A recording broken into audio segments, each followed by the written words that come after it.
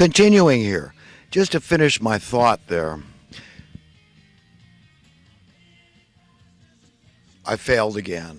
I said I was really going to try to do two tapes, run two tapes, and I'm running three. So someday I hope to be less long winded, let's put it that way. But anyhow, to continue and finish my sentence, I was just thinking about Lauren and how smitten I am with this gal, and how innocent my love for her is. It is puppy love. At my age, it's just I could be totally satisfied with just holding her hand, holding her, and God, it brings so much peace and enjoyment to me. It just that wholeness, that sense of oneness that I want with a beloved, that my values are good and right, and I just want one girl, one lady, one woman, one female to go through eternity with. And when you feel like you've discovered that one, and something weird has happened, like an ancient memory has kicked in,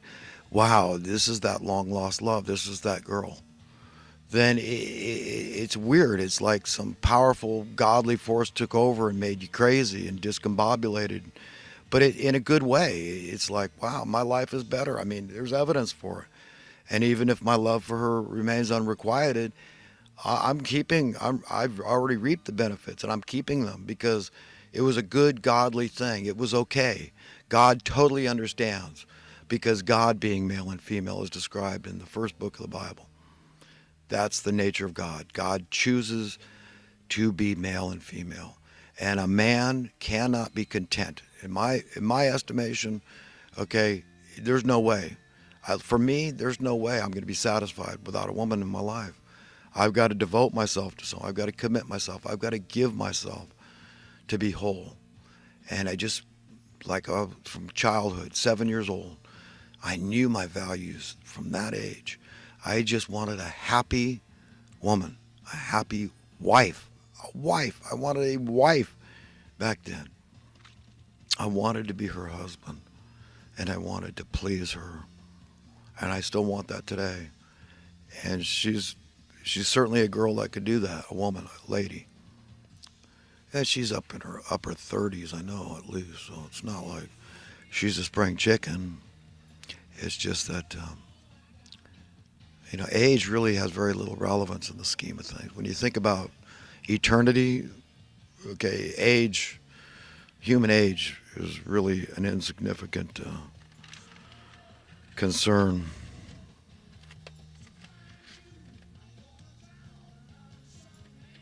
But yeah, I could live with a little infidelity on her part if she felt like, well, sometimes, the age difference and made me feel like, maybe I need a younger guy.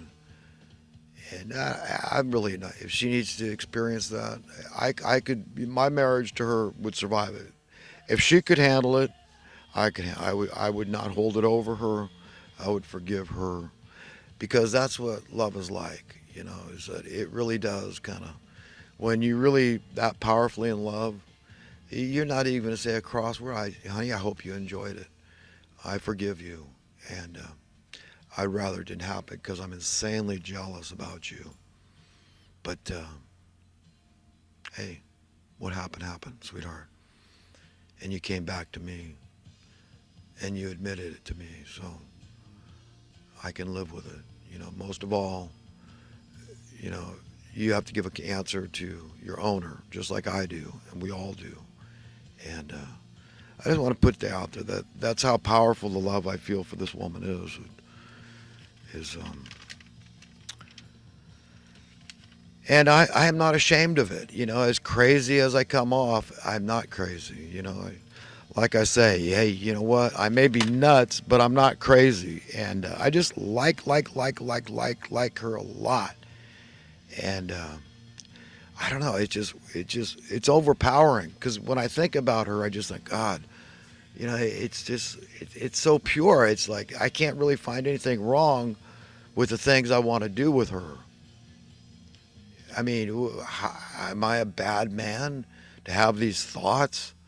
These thoughts of giving her a kiss? These thoughts of holding her hand? These thoughts of cradling her and cuddling her and snuggling her. And hell, I don't even need sex, man. I mean, that's really, I mean, that's where I'm at, man. That's it. I'm not ashamed of it. I shouldn't be. But anybody listening to me on the outside thinks, man, this guy is a nut. Look, he's talking to this woman and he's running this tape for the whole world to see. And yeah, hey, look, it is what it is. I'm an individual, and I'm not charging to watch me talk. I'm paying to talk, and I like it like that. I wouldn't want it any other way. It would adulterate it. And I'm just really happy, and I just thank God for everything good in my life. And falling in love with her has been good. And even if, like I said, she never falls in love with me and it goes nowhere, I've still reaped very positive benefits in my life, lasting, lifelong lasting. I will not forget the love I have felt for this woman. And I'm going to leave it at that because, like I said, it makes me crazy. But I'm going to go on to some thoughts from the last couple of weeks.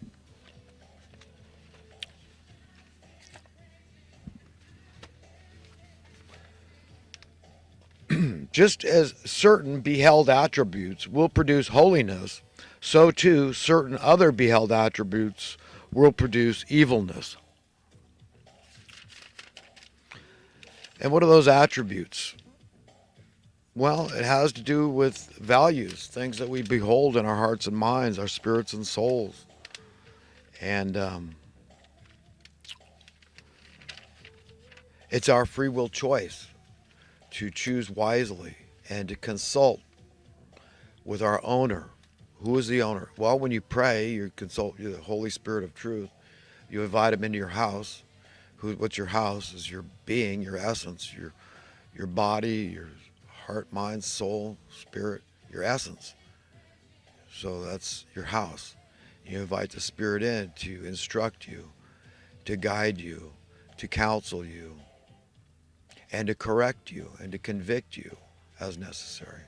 Discipline you. You welcome it because you want to be on the right track. You see the imperative nature of eternal salvation, not in this crap hole, but in a perfect world. It's like this grand paradox I started talking about in the beginning. Well, see, on one hand, we're called on as believers to be the most joyful people out there, enjoying our lives, being genuinely nice human beings, decent, upright, all those good traits that we like in people, right? Just a well-rounded, all-around nice man or woman. And basically, nobody can say anything negative about it. Everybody likes us. Good reputation, people that value your integrity and conscience, people would say, so they honor you with saying nice things about you, right, behind your back. And they got nothing, even your enemies can't say anything too bad. They can hate you because you might oppose them, but they can't do it with any justification or basis in reality. And they certainly can't despise you. As written, God causes, when a man's ways please the Lord, he causes even his enemies to live at peace with him. And that's what I want. I don't want enemies that got it out for me or want to hire hitmen to kill me. They detest me so much. That's not. But again, that can't stop me from being animated and warning them, saying, look, God knows where the throne of Satan is, and it is in the halls of Congress and Senate. It's here in America, and it's in the Federal Reserve, the money printers. You understand? And these people are colluding, collaborating, and conspiring against the best interests of the American people. This is a very evil goings on here that, as long as we tolerate it, we're going to get more of the same. They're going to keep running up the national debt. You understand? And how are they paying for it when we're creating more multi-billionaires every day? You think socialism is the answer? We've got quasi-socialism now, and it's not working at all. What do you think $50 billion a year is to subsidize people's housing costs that can't afford it? That's socialism, giveaway programs, but they're doing it wrong. I mean, it's completely illogical.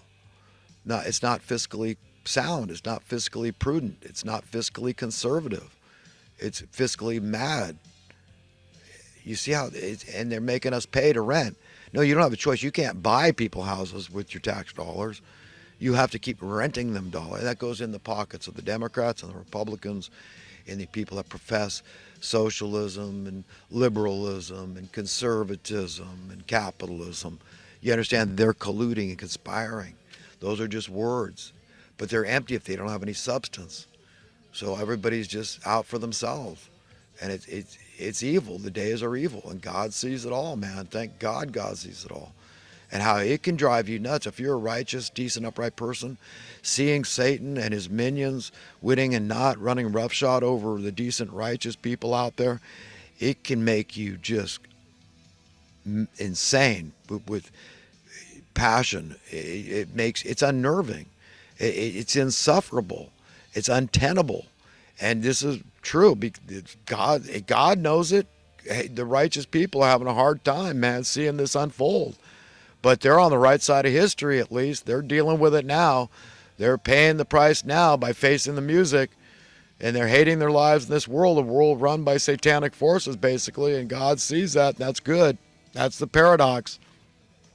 While simultaneously trying to be the most joy-filled, happy, enjoying their lives, the nicest human beings out there. You see what we're up against as believers, as decent, upright people? It's tough, and all we can do is be very grateful that God knows it, and the decent, upright people know it, the egalitarians, the idealists out there, they all know it. Those are willing to live and let live and share the planet and all its resources, understanding that just logically speaking, they belong to all of us from birth. That should be our paradigm. We're born all wealthy and rich and prosperous and having nothing to do with money. We don't need money any more than any of the other creatures need money. It's all stupid and made up just to steal from people, just to tyrannize people, just to oppress people, to rob them, do you understand? To enslave them. That's all it is. That's all it's done. Show me any sign that it's changing. It's not. I mean, it's going to take some massive trauma. And it may take a celestial event. It may take what Scripture says, the return of Christ and this array, this multitude of holy angels. I mean, it may be too late. It may be just like Jesus said, that it's going to be like a thief in the middle of the night robbing you. People are going to be so traumatized, caught with their pants down. Well, I didn't know it was coming so suddenly. Well, what do you mean?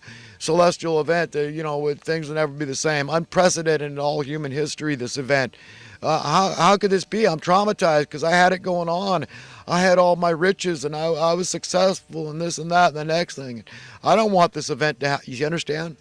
That there's all these forces that, cognizantly or not, do not want anything like the celestial event, return of Christ and the multitude of holy angels, the harvest of the souls of men, and Judgment Day and the end of the age and the beginning of it.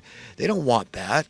They don't want a renewal of all things and no more money and nobody there that loves money and wants to have a one-up on anybody else, an advantage over others. See, that goes against what evil people want.